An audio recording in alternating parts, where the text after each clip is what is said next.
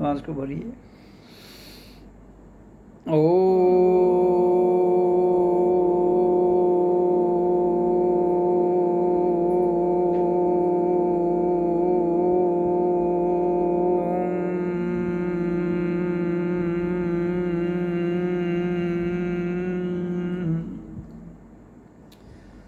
श्वास को भरिए और पेट को आगे लाइए। श्वास को छोड़िए, उच्चारण के साथ पेट को पीछे लाइए। ओ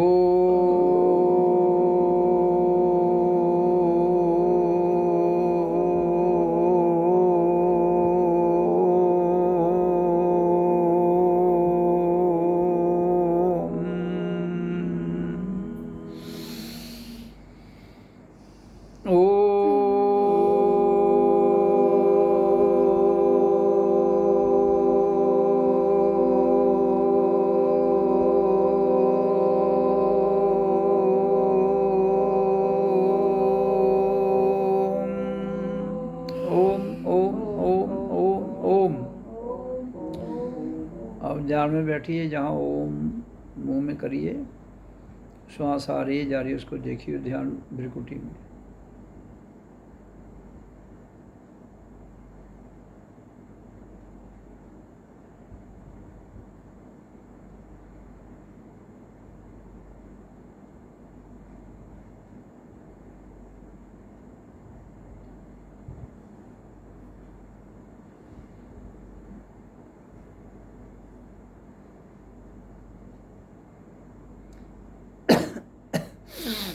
ओम ओम ओम।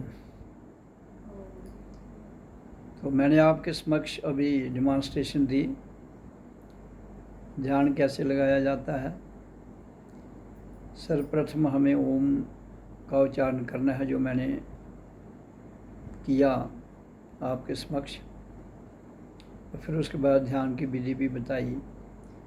तो ये डेमॉन्स्ट्रेशन, लेकिन जिसको ध्यान लगाना है उसको 15 मिनट पहले ओम का उच्चारण और श्वास को छोड़ते हुए फिर लेते हुए जैसे किया करना है, फिर 15 मिनट ध्यान में बैठना है। तो ये विधि है ध्यान की। संसार में सबसे सरल और सिंपल और कारगर विधि है ये, और ये नेचुरल प्रोसेस में की जाती है, क्योंकि नेचर ने जन्म के समय हमें, हमारा शरीर नेचर में बनता है, प्रकृति में बनता है, इसलिए प्रकृति में हमारे शरीर को गति मिलती है ध्वनि और श्वास से। जैसे ही हम धरती पर आते हैं, माँ की कोख से बाहर, तो हमारी ध्वनि निकलती है और उसके साथ श्वास क्रिया शुरू होती है, तो हमारा शरीर गतिशील हो जाता है उसी समय। और जब तक श्वास आती रहती है फिर वो गतिशील रहता है, जब श्वास चली जाती है फिर वापस नहीं आती तो संपन्न हो जाता है। इसलिए श्वास हमें क्रियात्मक रूप में वर्तमान में आती है, क्षण में आती है। ना अतीत में जाना है ना भविष्य जाना है, क्योंकि हमारे पास समय जो है वो वर्तमान में है। अतीत तो गुजर चुका, भविष्य ने आना है। हमारे पास जो श्वास है वो इसी क्षण है। अगर एक क्षण के लिए श्वास रुक जाए, ना आए, तो छुट्टी हो जाएगी। तो इसलिए प्रकृति में जो भगवान है वो श्वास और ध्वनि है, ये सबको याद रहना चाहिए। इसलिए मैं कहता हूँ प्रकृति में हम सबका मालिक एक ओम सतनाम वाहेगुरु। इसलिए प्रकृति में ही हम ओम सतगुरुवे नमः, हम ऐसे सतगुरु को नमस्कार करते हैं जो हमें इस ओम के विषय में ध्यान और समाधि में प्रेरणा देकर उस अवस्था में जहाँ समाधान होता है ले जाने में सक्षम है ध्वनि। लेकिन जब तक गुरु ने स्वयं यात्रा नहीं की हो तब तक वो दूसरों का गाइड कैसे बन सकता है, ये मुश्किल है और असंभव भी है।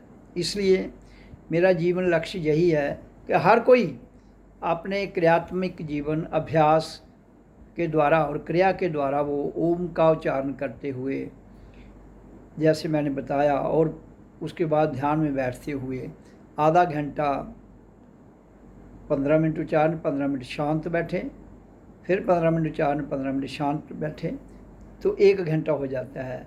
तो हर 8 घंटे के बाद कम से कम ये हम सबका प्रकृति में कर्तव्य बनता है, क्योंकि प्रकृति में हमारा शरीर, हमारा मन, हमारी बुद्धि, श्वास है तो चल रहा है, ध्वनि है तो चल रहा है। इसलिए ये दो ही हमारे प्रकृति में गुरु हैं। लेकिन अब जो देहधारी गुरु है उसने इन दोनों को अगर साधा हुआ है तो वो आपका मार्गदर्शन कर सकता है।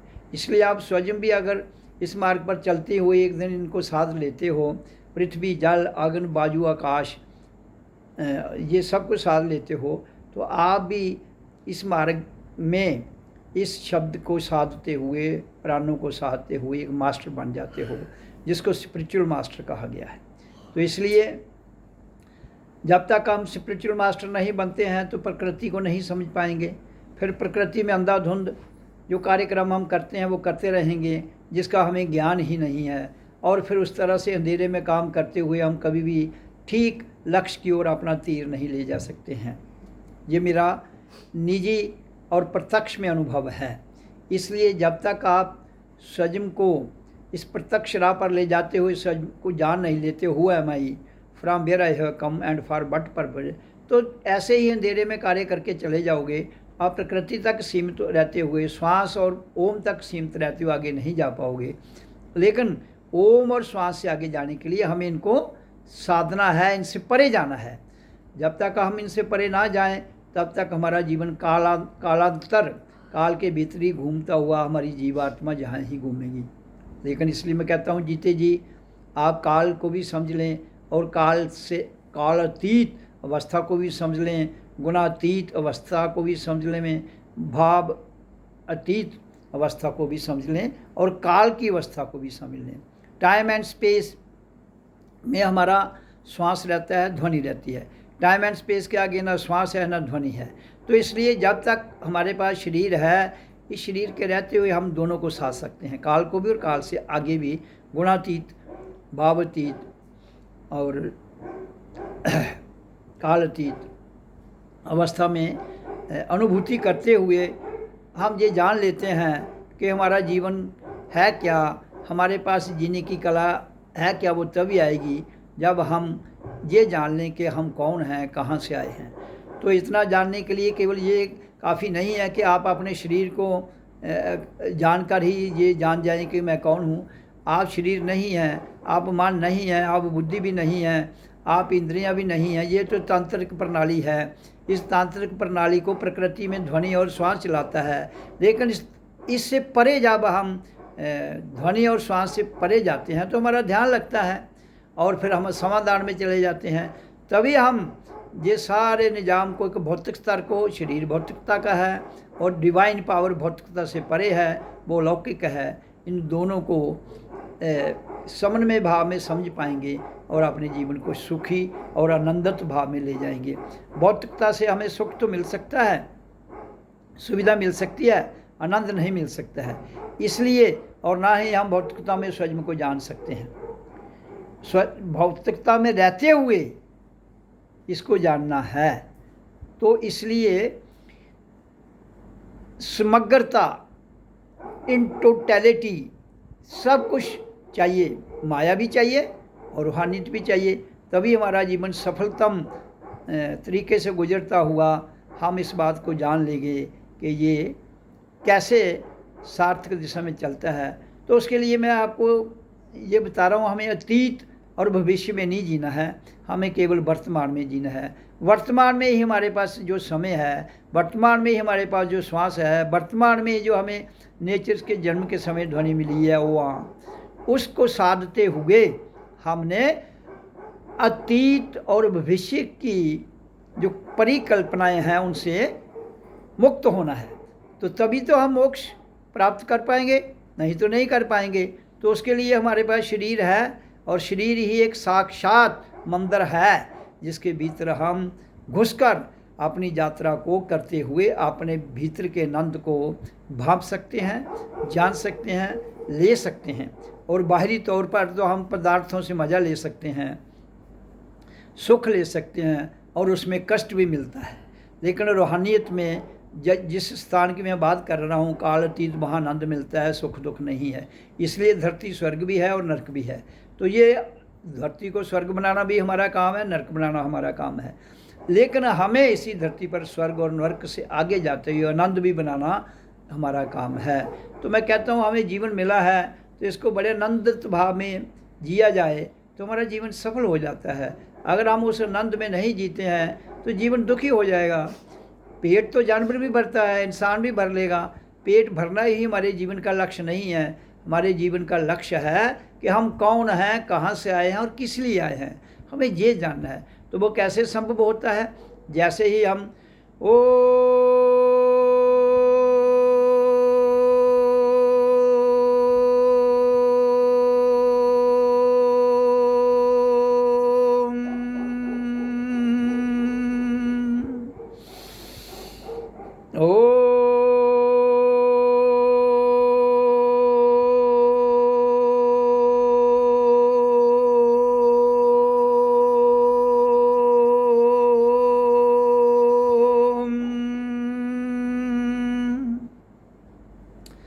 तो अगर हम अपनी इस ध्वनि के द्वारा जो ऊर्जा ऊपर जा रही है हमारी नाभि के ऊपर, तो ये एक डिवाइन दिव्य ज्योत में बदल जाएगी। अगर हम इसको ऊपर नहीं ले जा सकते तो ऊपर ले जाने के लिए अभ्यास करना जो मैं बता रहा हूँ, अगर हम इस अभ्यास को नहीं करते तो जो नीचे को जाएगी और नीचे में जो चीज़ चली जाती है वो मैली हो जाती है, वेस्ट हो जाएगी, मैली हो जाएगी।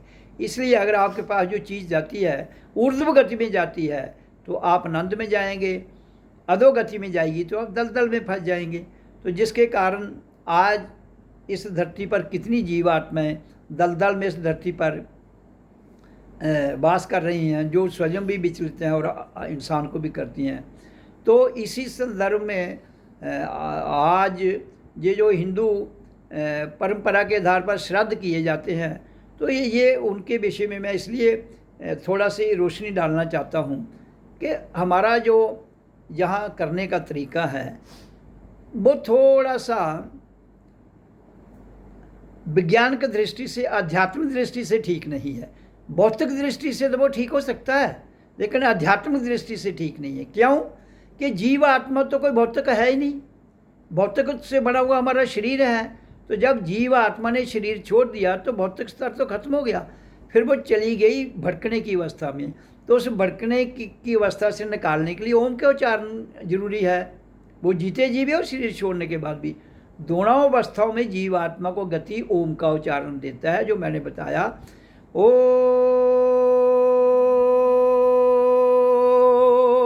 ओम ओम ओम किसको? जीते हुए शरीर को, जिसमें जीवात्मा है उसको भी, और जिसने शरीर छोड़ दिया है उसको भी। तो बेसिकली तो हमारा फर्ज बनता है जीते जी हम इस परंपरा से निकल जाएं, मुक्त हो जाएं। तो मरने के बाद भी अगर आपको मुक्त होना तो ओम का उच्चारण करना चाहिए। आप तो भौतिक स्तर पर कुछ लोगों को खाना खिला देते हो, ठीक है, उससे वो तृप्त हो जाते हैं, उनका पेट शांत हो जाता है। लेकिन आध्यात्मिक स्तर पर वो क्या कर रहे हैं? जिसके लिए आप कर रहे हो ये श्राद्ध वगैरह, वो तो मरे हुए आदमी को श्राद्ध कैसे पहुंचेंगे भाई, मेरे को तो बता दो। या आपको समझ नहीं आती है, या फिर जो मुझे समझ आती है सत्य पर आधारित जो मैंने खोज की है कि जीते जी आप अपनी जीवात्मा को जगाइए, जो आपके भीतर गुरु बैठा उसको जगाइए, फिर उसकी आहुति प्राणों के आहुति प्राणों में दोगे तो आपकी जीवात्मा जो है वो ध्यान समाधि में जाएगी और उसका कल्याण हो जाएगा। मरने के बाद ना तो उसको श्वास आ रहा है ना वो है, तो आप कैसे गति दे पाओगे?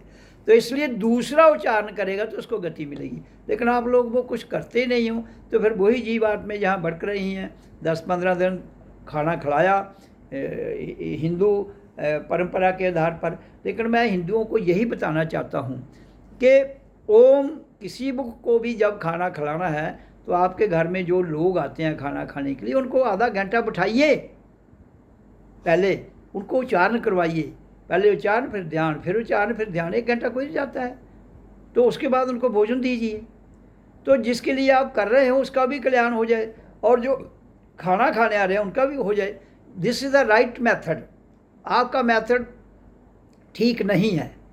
इसलिए मेरी सब जो श्राद्ध करते हैं उनको ये एक विनय पूर्वक निवेदन है कि वो इस ढंग से करें।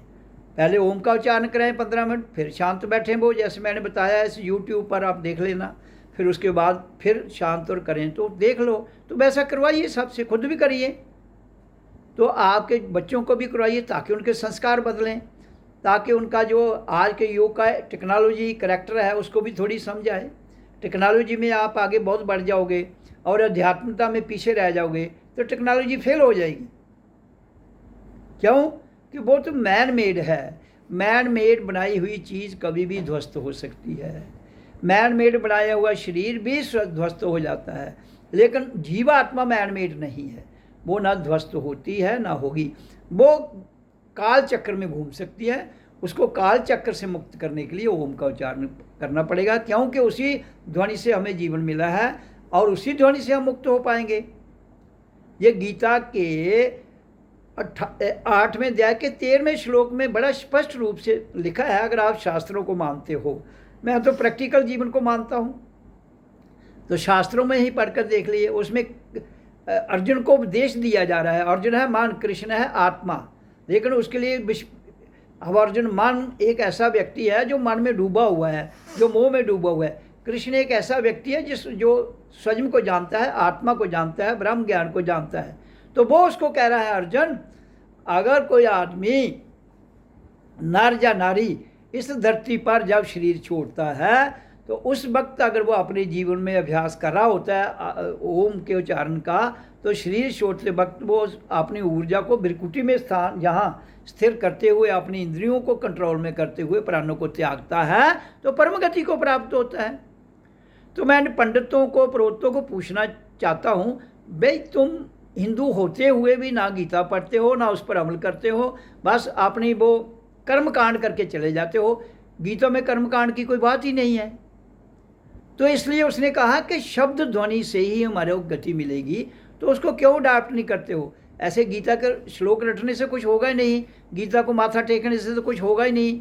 तो इसलिए क्रियात्मक जीवन के लिए पहले खुद करिए, खुद पहले अपने जीवन को ढालिए, फिर आपको समझ आएगी। अगर कहीं समझ नहीं आती है तो आप मेरे YouTube चैनल पर फ़ोन देख लीजिए और आ जाइए। और फ़ोन नंबर है 9622130585।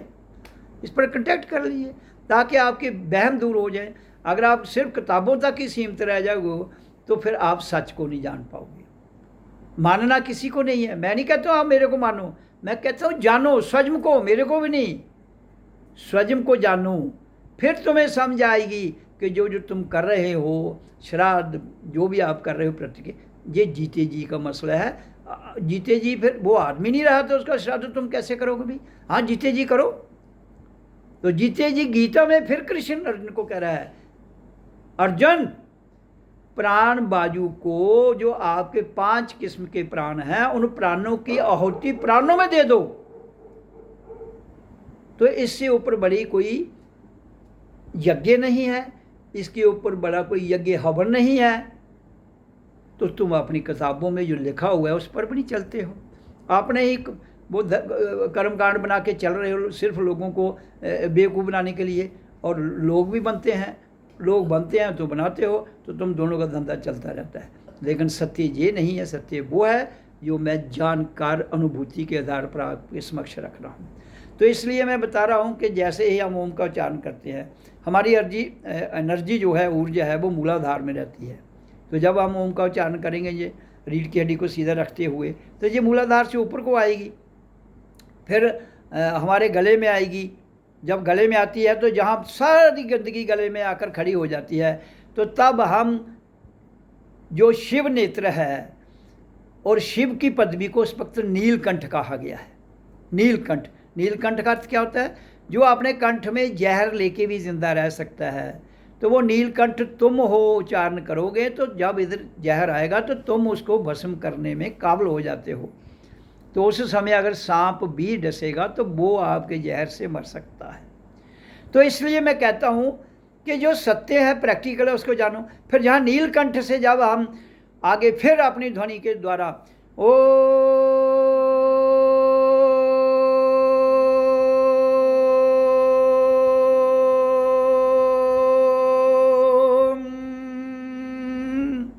ऊपर उठाते हैं तो ये एनर्जी नीलकंठ ये हमारे आज्ञा चक्र के नीचे से ऊपर अनाहत जो हमारे 6 चक्र है, मूलाधार, स्वादिष्ठान, मणिपुर, अनाहत, विशुद्ध चक्र जो है वो गला है, तो वहाँ से ऊपर आती है कहाँ, भृकुटी में। तो वही नीलकंठ जिसको हम कह रहे थे वो शिव बन जाता है, क्योंकि वहाँ शिव नेत्र खुल जाता है। तो शिव की जो ज्योत है वहाँ पर प्रकट हो जाती है। तो ये तो सिंपल सा मैथड बना, इसमें ज़्यादा चक्रों में पढ़ने की आवश्यकता नहीं है। जो मैं कह रहा हूँ उसको करके देखिए। तो शिव भी आपके आज्ञा चक्र से एक ज्योति के रूप में, जिसको शिव नेत्र भी कहा है, जिसको दिव्य दृष्टि भी कहा है, जिसको ज्योति स्वरूप भी कहा है, वो प्रकट हो जाती है। तो उसके बाद जहाँ ही राम कृष्ण सब, जहाँ से ही जितने भी दुनिया के अवतार हुए हैं, जब कोई आदमी एनर्जी लेता, जहाँ ले जाता है, जिसको वो अपना विश्वास रखता है, तो ज्योत हर को प्रकट होगी। अगर ज्योत प्रकट होती है तो वो साक्षात है, वो सत्य है। लेकिन अगर आप किसी मूर्ति को मानते हो वो प्रकट हो जाती है, तो वो आपकी कल्पना उस समय इतनी सूक्ष्म में चली गई कि वो प्रकट हो गई। लेकिन उस मूर्ति के बजाय आप स्वयं प्रकट हो जाएं तो ज़्यादा अच्छा है, क्योंकि ओम शिवो अहम के तब ओम मैं ही शिव हूँ। तो मैं का मतलब हुआ कि जो हमारा, हम स्वयं उस लेवल में आ गए हैं जहाँ से शिव नेत्र खुलता है। तो उस नेत्र में हमें अपना ही फोटो दिखना चाहिए, किसी और का नहीं। अपनी ही मूर्ति दिखनी चाहिए और किसी की नहीं। फिर उसके आगे यात्रा शुरू होती है किसकी, रूहानियत की। फिर आपके मंडल काल, महाकाल, परम धाम तक की यात्रा कर लो तो आप सदैव मुक्त हैं, जीते जी। तो शरीर छोड़ते वक्त आपका जो अभ्यास है वो इतना परिपक्व हो जाता है कि स्वयं में आपका ध्यान लग जाएगा। ओम आपके मुंह से शांत भाव निकलता हुआ आपकी ध्यान अवस्थी में आप शरीर छोड़ेंगे तो टॉप ऑफ द हेड, जहाँ द्वारका जिसको कहते हैं, वहाँ से निकलेगा तो आप मुक्त हैं। तो ये सिंपल सा रास्ता है, इसको दुनिया अपनाती नहीं है। चलो बाकी धर्मों को तो मैं, हालांकि उनका भी यही रास्ता है मोक्ष और मुक्ति का, तो वो अगर नहीं मानते हैं, कम से कम जो सनातन हिंदू हैं वो इस पर क्यों नहीं चलते हैं। मैं ये बहुत बड़ा एक विडंबना है जो मैं यहाँ धर्म गुरुओं को, धर्म के ठेकेदारों को पूछना चाहता हूँ, ताकि जनता भ्रमित से निकले। मैं नहीं कहता हूँ आप राम को नहीं पूजो, कृष्ण को नहीं, जिसको मर्जी पूजो, मुझे क्या लेना है, शिव को पूजो। लेकिन सर्वप्रथम आपको अपनी शिव नेत्र को जगाना है, फिर जाकर आपकी आध्यात्मिक यात्रा शुरू होगी। फिर वही जो शिव नेत्र में प्रकाश है वो बड़ा फैलता जाएगा। फिर आप विराट में चले जाएंगे। जो विराट रूप कृष्ण ने अर्जुन को गीता में आपने सुना है, दिखाया, वो आप स्वयं देखिए आज, अभी। You are in the present. वो वर्तमान जो पीछे लिखा है वो ठीक है, गलत है, हम उसको क्यों मान लें जब हम खुद नहीं कर सकते। तो इसका मतलब हम अंधेरे में तीर चलाएंगे तो उसका कोई सार्थक लाभ नहीं मिलने वाला है। तो बाकी प्रथाओं को निभाने के लिए, आपकी परंपराओं को निभाने के लिए वो आप जो मर्जी करते रहो। सत्य तो भीतर है, सत्य वर्तमान में है। तुम अतीत में चल रहे हो तो सत्य तो मिलेगा नहीं, और सत्य को भी हम एक्सप्लेन नहीं कर सकते। सत्य एक मौन है, वो वर्तमान में है। आपका अतीत तो भटका हुआ है, आपका भविष्य तो प्लानिंग से भरा हुआ है। मौन कहाँ है, वर्तमान में। इसलिए you have to go into silence form.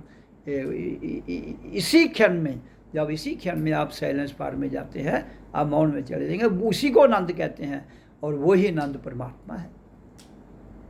तो इसलिए मैं बड़ा सिंपल भाव से, बड़ा सरल भाव से आपको बता रहा हूँ कि जीवन को गुजारिए। हाँ, कोई दिक्कत आती है उसके मैं विधि बताता हूँ कि श्वास लीजिए और नाभि तक ले जाइए, फिर उसको ऊपर उठाइए, ताकि आपका शरीर भी स्वस्थ रहे और आप अपने लक्ष्य तक भी चले जाओ। तो ये जीवन लक्ष्य है हम सबका, जिस पर हमने जीवन उतारना है, प्रत्यक्ष में, साक्षी भाव में, आत्मबोध में, दृष्टा भाव में। तो ये जब आप ऐसा करने में संभव कर लेते हैं इन सारी बातों को प्रत्यक्ष में, तो आपका जीवन सफल है। Then you are free. तब आप सच्ची आज़ादी प्राप्त कर लेंगे, तब आप ये भी जान लेंगे मैं कौन हूँ।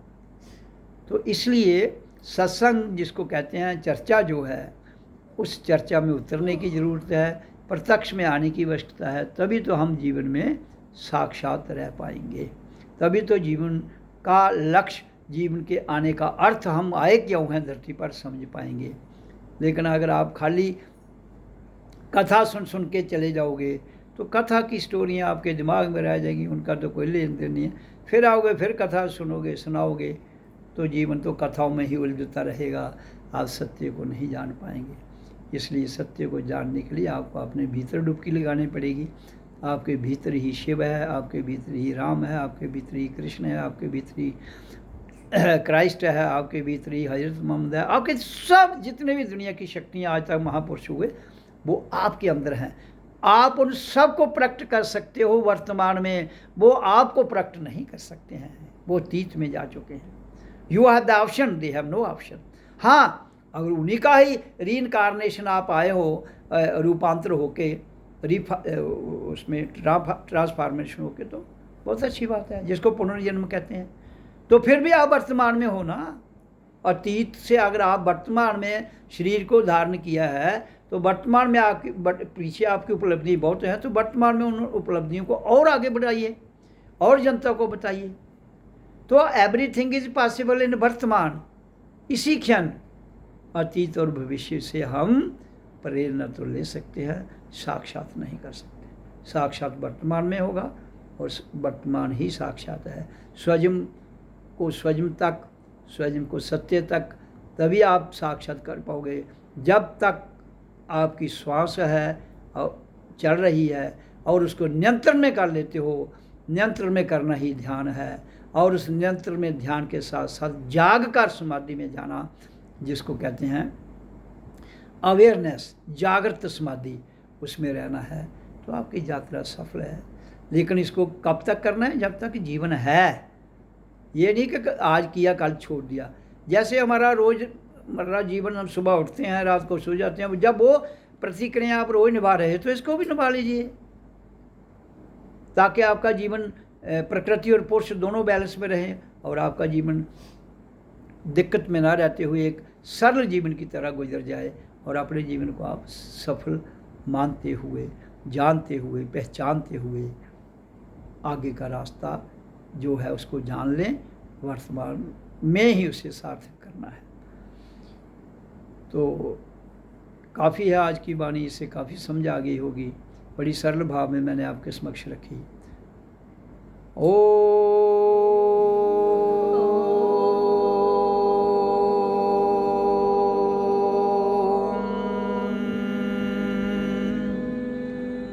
प्रकृति में सबका मालिक एक ओम सतनाम वाहिरे गुरु। प्रकृति में सबका मालिक एक ओम सतनाम वाहिरे गुरु।